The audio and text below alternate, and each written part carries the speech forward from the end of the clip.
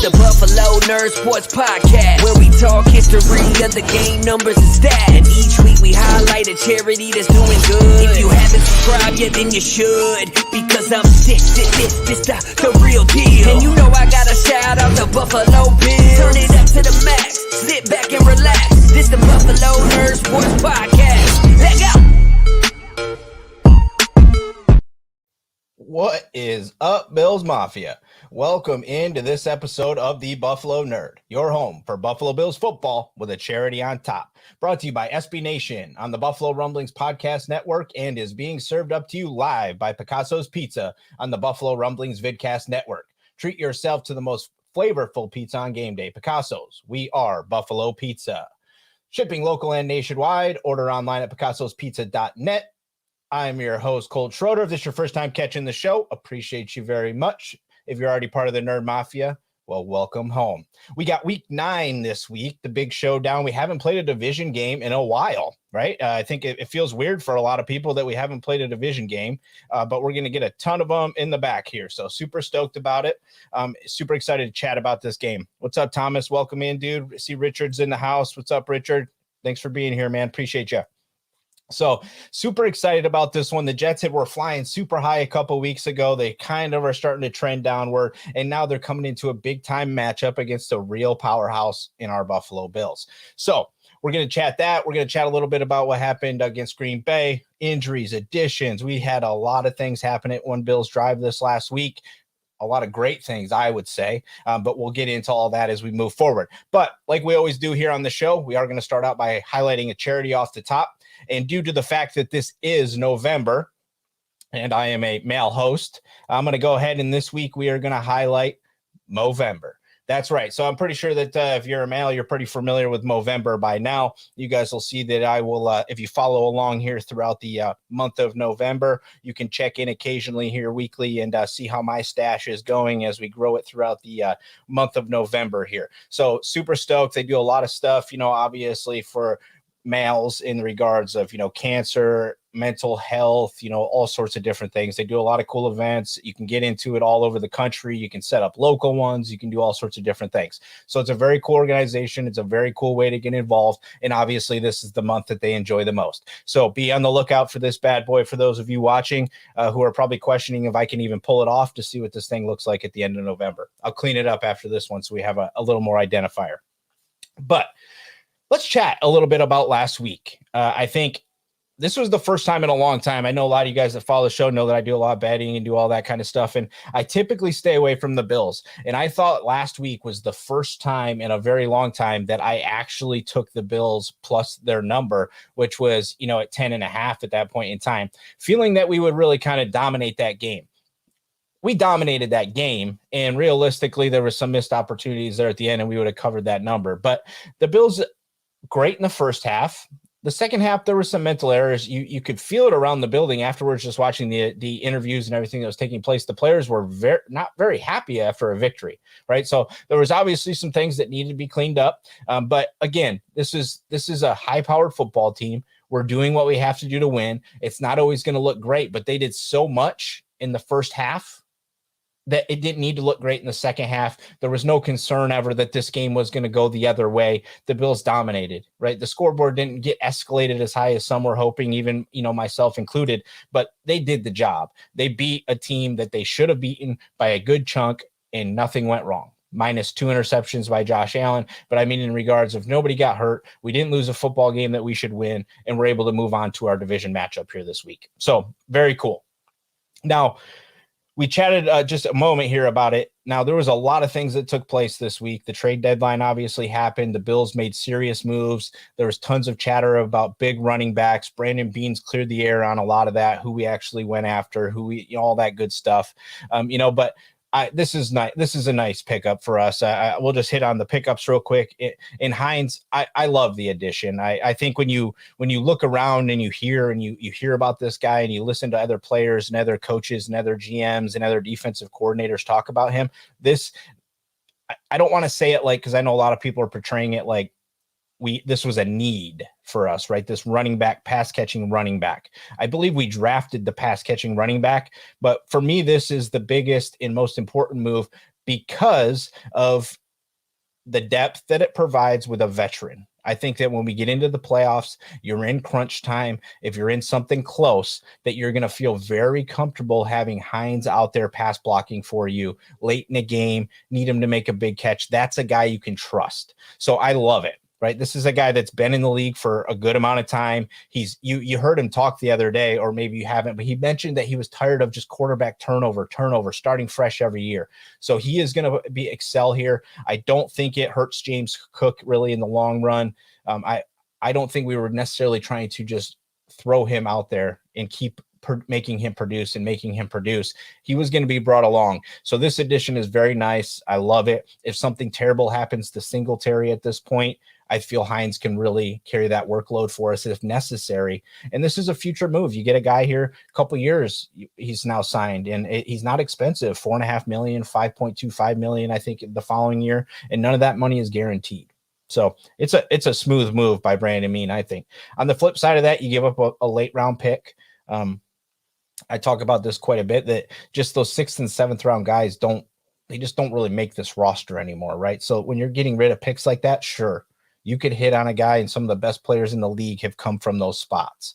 But right now, that's just not what's taking place with this roster. So giving up that pick, and Zach Moss, by all accounts, I think he's a great guy. I think everything that they were trying to do with him was the right idea. And I love the fresh start for him. Over there in Indianapolis, they're a run first kind of team. I think it's a good move for Zach Moss too. He gets a fresh start. We give up a very late pick, and we get a very productive running back who has been a very good returner. And for me, that's huge. I've talked about it on the show here recently, if I had the one thing that I feel like we're just missing, is I just think back to those Andre Roberts days where he just continually got us good field position, right? When we needed it, he would get it for us. And this team doesn't necessarily need it anymore. So having a guy that can get it for us, I think that just pushes us to where we're almost untouchable come playoffs when we're playing hardcore teams. So I love the addition. The Moss move, yeah, it's going to happen.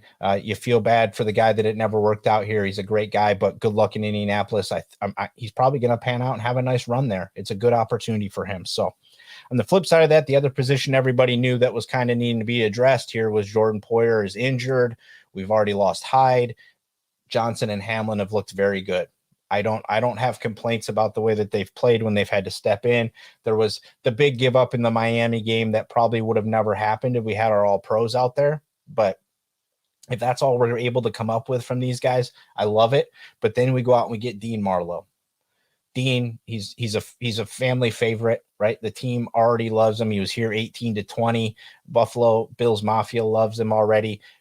But the best part about it is he's been playing. He's been in the game. He's been playing at the level right now. So, and he knows the system. So this is a very nice, he could step in tomorrow. We'll see. I imagine they'll try to slow play him into this, but there's got to be strong belief that he's probably better than one of the other two guys, right? In my opinion. So I'm going to be curious to see how this plays out, but I love the move. I love you get a guy back. He knows the system, so you don't have to spend a lot of time on it. Awesome. He loves the locker room.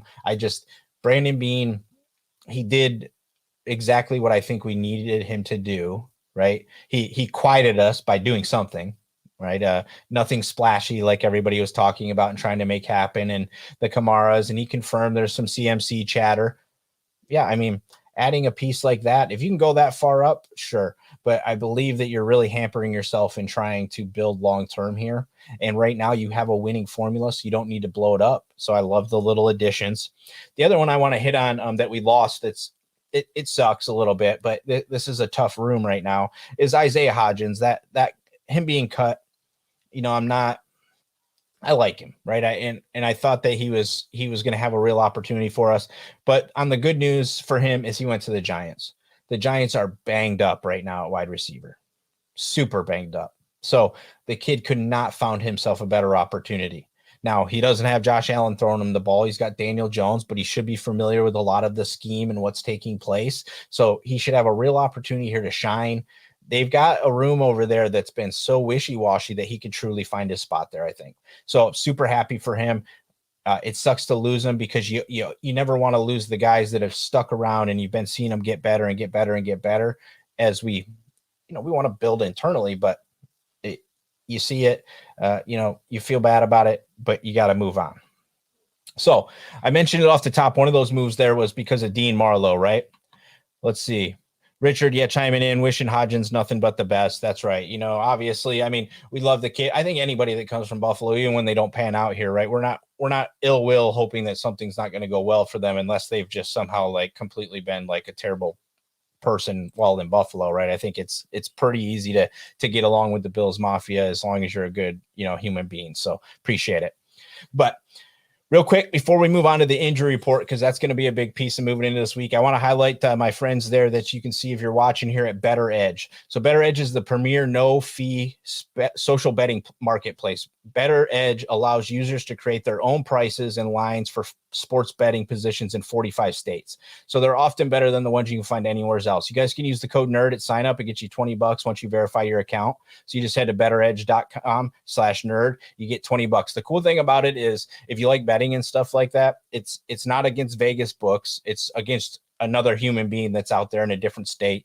You essentially go on there, you put a line out saying, example tonight, right? We've got Philadelphia that's going to play against the Texans. So you say, hey, I say $100 says the Texans cover plus 15, and you put that out there and you see if there's somebody else that's like, you know what, I'm going to take that, and they'll bet you individually between just the two of you, all done through safe traffic and marketing. They've actually just announced the other day that they've now written over $50 million worth of orders, in it. So it's a very cool marketplace. They do competitions, they do auction squares, they do all sorts of cool stuff over there. So I think you guys should check it out. You might really like what they're up to. There's not terrible vig. You can find a lot like 101 instead of paying 110, a lot of cool stuff like that. So betteredge.com/nerd. You guys get $20 for going over there and verifying your account just for being part of the show.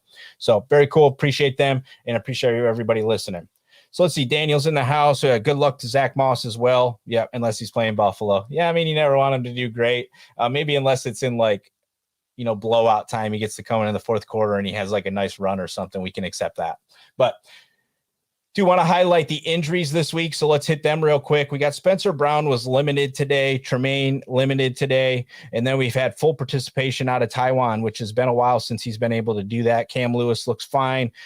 Matt Milano was off to the side today, DNP'd. Von Miller DNP'd, but that's more of a rest day, I think. We got full Mitch today, so that's huge. Mitch Morris is huge. And then it looks like, Saffold was back in the mix today after his veteran rest day. So all in all, the team's pretty healthy. We'll continue to monitor the Milano and Poyer situations as we get closer to the game. I think Milano's going to be fine, right? He finished the game, and there was no mention of it until almost a day later. The Poyer thing, yeah, I'm not sure how that's going to play out. I wouldn't be surprised if he's down this week. And I think that we've seen the team so far kind of be really careful with these guys, right? I think they're really trying to keep him around for the long term.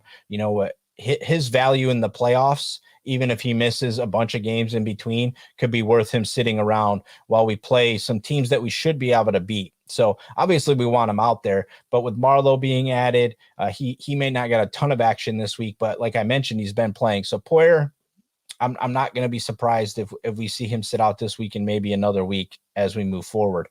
But the other addition, right? Trey, he's officially on the roster, the active roster. We don't know what that's going to look like for him this week. I mean, he's probably not playing this week. I think it's been said he's not going to play this week, right? But it's moving in the right direction. It's trending in the right direction. We're getting him back. The other piece, which I thought was pretty funny, and I totally spaced on this until I saw it the other day, was we still have Xavier Rhodes on this team. I totally forgot about that. So I'm curious to see how long he's going to stick around. Is there concern still with Trey enough that Rhodes does stick around? Are they keeping him around just to see what happens with Trey? Are they keeping him around just purely because we've got some young kids and they want the depth there? But it was interesting when I saw his name. I was like, oh yeah, I totally forgot all about the fact that he was still on this football team. But all in all, we've got a healthy football team that I think is capable of going onto the field this week, playing against the New Jersey Jets. Now, obviously, everybody likes to make this one, each and every week kind of the big, well, it's the Battle of New York, this, that, and the other, and the Jets were looking good. They came out hot when Zach Wilson came back, 4 straight victories. I mean, if you go and look at it, they didn't beat great teams.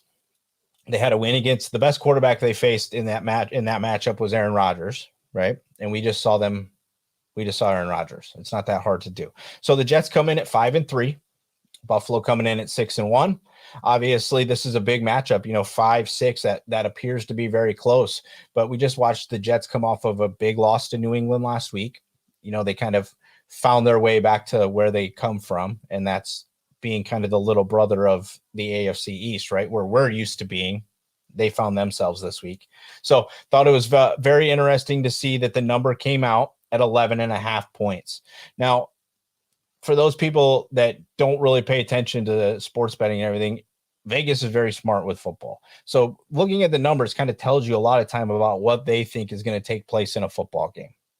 So tonight we have the undefeated Philadelphia Eagles, who are supposed to be the best team in the NFC, potential best team in the NFL. And they're going up against the 1-win Houston Texans. And they're a 14-point favorite against a one-win football team, right? The Bills are a 6-win football team, 11.5-point favorite at the other team's house against a 5-3 football team. And Vegas still believes that the Bills are going to win this game by 12 points or more. So I think that tells you a lot about what we should expect from this game. I don't think any of us really think that the Jets are going to beat us, but this is not a game that we should be really truly considered about in any kind of regard. If you go and look back at this, we've won this game the last 4 times that we've played this team. The last time that they actually beat us is when we rolled out. It was the rainy game, 2019. We sat the starters, right? And Sam Darnold beat our third string guys in the rain. That was the last time that they beat us. So when Josh Allen's been around and he's been in the game, we've won the last 4. Their building, our building. This is a game that we should absolutely win, right? So let's talk about offensive side of the ball real quick. I don't think that many of us believe that the offense should really feel threatened here, but ultimately this defense, if we just talk about the Jets defense, where they're ranked. So they're 10th against the pass, they're 9th against the run, and they're 11th with points allowed. First look at that. That's pretty decent, right? I mean, there may be a little concern. Again, we mentioned who they've beaten, right? They have not had to play very tough teams. They beat Denver, but they beat Denver without Russell Wilson. They lost to New England last week. They beat Pittsburgh, and then they beat Green Bay. So they have not beat anybody exceptional. Definitely not at the level of Josh Allen, right? So offensively, this game for me, we don't have to do very much different than what we did last week. I think Green Bay's pass defense is just as good, if not better, than this pass defense has shown so far this season. So we just have to be efficient. I think there was a couple bad errors that were made, late in the game, late in that second half where Allen admitted it, just a couple bad errors. If you get rid of those couple bad errors, which they happen, that was the first time we've really seen him since maybe the Miami game. He's really been clean. So I don't think we really should be worried about that. And this was a game that if you take away those 2 errors against Green Bay, we probably get up into the 40 range, right? So the Jets offensively, just keep the efficiency, keep Devin Singletary going. Spencer Brown, we'll see, he's back limited. It'll be interesting to see if we decide if he's good enough to roll him back out to the tackle position, or if we're going to go with Quisenberry. I mean, he's been in there for a couple games now. He's looked good. He's a good player, right? When you want depth, that's the kind of depth you want. So it'll be interesting to see how that works out. But I think you just basically come in efficient, keep doing what you're doing, run the football, pass the ball. They give up more yards through the air than they do on the ground. But this is a game to me that the one thing I want to see here happen is you just saw Diggs really get into it with one of the better cornerbacks in the league last week. And we went after it.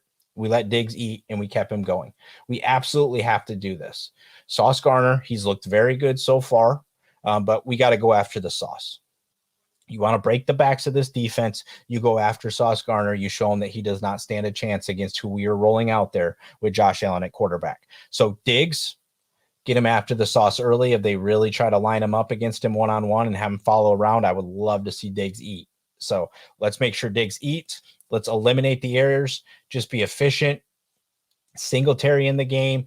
Hines, I'm sure, is going to get to see some action this week. I'm really curious to see some of these lineups where he's going to go, because he can line up in the slot. They've already talked about packages where he could be on the field with Cook and Singletary, right? So this is intriguing stuff to see kind of what's going to take place here. This may hurt Shaquille a little bit on getting on the field. Isaiah might even have to really step his game up here to not lose time to a guy like Hines, who's capable of being out there. So nothing big here on the offense. Be efficient. This is going to be a loud atmosphere. They're at 5 wins.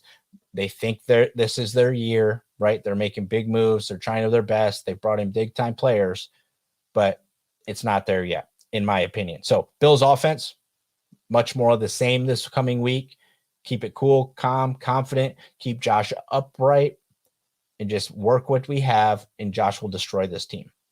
Now, on the defensive side of the ball, I came across kind of a very interesting stat about our Zach Wilson that I thought was pretty interesting, because you talk about guys like Josh Allen, Mahomes, some of the guys that are the very best in the league at quarterback. They get rid of that ball around 2.5 seconds or less, right? You'll see them trending down below that 2.5, maybe some above, but 2.5 is kind of that set number. Zach Wilson trends very heavily towards 3.5 seconds or more a lot of the time. So defensively, their offense is 14th as far as passing and 20th as far as rushing, and they put up about 18 points a game as far as this offense goes. But when he holds the ball for more than 3.5 seconds at a time, out of 41 times that he's done that so far this season, he's completed 4 passes. Now, typically, you think of that number, if you give the quarterback more time, what should happen? You give Josh Allen 3.5 seconds every time to throw the ball, what do you think is going to happen? His completion percentage will probably be 9,000, right? Like, I mean, you're talking about like very, very specific that's the window when most people coverage breaks down and quarterbacks excel. He does the exact opposite. He cannot do well the longer he holds onto the ball, which is very interesting because our defense, Von Miller, doesn't take 3.5 seconds to get there. Right. So it's going to be interesting to see what plays out with this game. If they do protect and he does have to hold on to the ball longer, it's not going to necessarily be a bad thing based on the numbers, but will they really try to get that ball out quick, which he's not great at either. Right. So he did all right last week, but he threw 3 interceptions against New England. I think that when you give him a defense that moves things around, disguises things around without moving pieces, he struggles.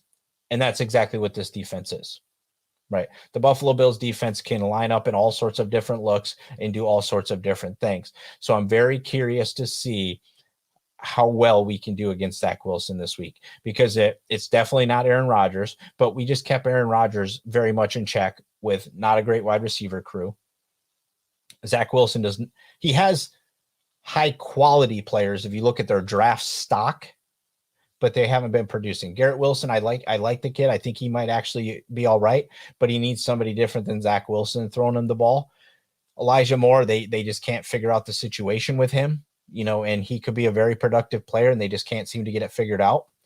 Tyler Conklin, he's been playing well to tight end position, but these are not like killers that we should be worried about. I mean, we lined these rookie cornerbacks up against Tyreek Hill and Jalen Waddle. So this is not like a team that you should be overly concerned about, as far as the defensive side of the ball. Right. And see, Daniel chimes in here. A good QB with 3.5 seconds would feast on the defense. Right. I mean, that's the weird thing about this, is that he really struggles in that atmosphere, which should tell you a lot, I think, about what he is as a quarterback and what he can be. So this offense was winning games, and they were doing okay when they had Breece Hall. They played their first game without Breece Hall last week, and we saw that when they don't have that 30, 40-yard run, that big play, he was making a big play every game that was really changing things for them. They're completely different. Completely different. So on the defensive side of the ball, I got just 3 quick kind of keys to the game for me on this one. Just grind. This defense is very good at it. If we give up some little dink and dunk stuff because they're concerned with how long he's holding onto the football, so they push him trying to get it out, just grind like we typically do. Calm, cool, collected, and grind. Tackle. You don't give up the big play. I don't see any way that this offense can really come out and just get after us. So just grind, tackle, and just the young men on the back end, because I do believe that we might be Poyerless in this one, that they just hold up the back end. Don't give up the back end. The only one big mistake that they've had all year was they gave up the back end on that one play, and they were close. They were almost there. They almost had it. So this is very much like we're in the territory, I think, in the back half of the season here, where maybe minus Minnesota next week, and I still feel good about that. We should feel very, very, very confident going into every one of these games. And I'm even more confident now with the fact that Vegas is telling me that they believe this is a 12-point game. We just went up against the Green Bay Packers at home on Sunday Night Football, where the number was 10.5. Now we're going on the road against a team that's got 5 wins. That's in the division. That's typically tight, right? Division games find ways to be tight. And then if you go and you look at even a little deeper into this, and you look at like the bet percentage on each side of the money's on the Bills right now still too. So there's a lot of things saying that the Buffalo Bills are going to be victorious against the New Jersey Jets. And they'll have to back down again, take their place as they're behind us again. That's where they belong.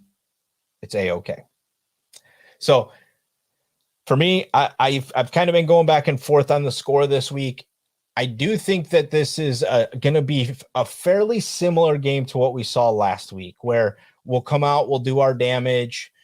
Not that we'll have errors in the second half, but we're not going to be as like big and aggressive in the back half. So I'm going to call that. I'm saying about 34-17 in this one. And I'm not going to be completely stunned if they score less than that. I do believe that they're going to struggle. I really do believe that they are going to struggle against this defense, and they may not even get in the end zone, but they throw the ball a lot. They do have a few playmakers. If you make one wrong move here, you make one wrong move there. And realistically, if we start getting up on them, it's throw happy. A lot of times when throw happy, teams can just score maybe some late garbage points. 34-17, 34-13, 34-10, somewhere around in that range. This doesn't feel like a game that we'll have to work incredibly hard. I imagine a fairly pushy and kind of first quarter, little bit left in the second quarter in their tank, but by halftime, I feel like we should have our basically have our feet on their neck already, ready to just snap it and put them out of their misery heading into the third quarter. That's where I am. But I look forward to watching it, each and every week, especially as we got these pieces moving in with Hines and stuff. This team has been changing. There's been little pieces have been changing. The sack percentages have been really good. The defense is looking really good. We've been losing some guys. Some guys have been in and out. So just seeing this team each and every week continue to be like nimble and navigate through all this. Brandon Beane and Sean McDermott have done such a good job in building us an incredible roster this year. And I'm super excited to see it go out this Sunday for a 10 a.m. game, which it doesn't feel like we've had one of those in a while. But that's 10 a.m. for me. Sorry, 1 o'clock game for you guys. But on the East Coast. But enjoy it, have fun. It should be a blowout. Hopefully, I'd love to see us go in their building and hurt their feelings yet again, and just continue to climb the AFC East charts. So that's going to do it for this week's show. I appreciate all you guys listening in. Those of you that have been hanging out, chiming in the chat, please like and subscribe and share and do all that good stuff. Comment, let me know what's going on, all that good stuff. I appreciate you guys listening in. Make sure you head over and check out betteredge.com, /nerd. Get your $20 over there and check out their platform. It's pretty cool. It's kind of fun. Just going up against other people. You can set up stuff with your coworkers. You can do all sorts of different things. So it's a blast. But appreciate you guys. And of course, go Bills. Make sure you leave a review and subscribe so you never miss another episode. We'll see you next time. Leg out!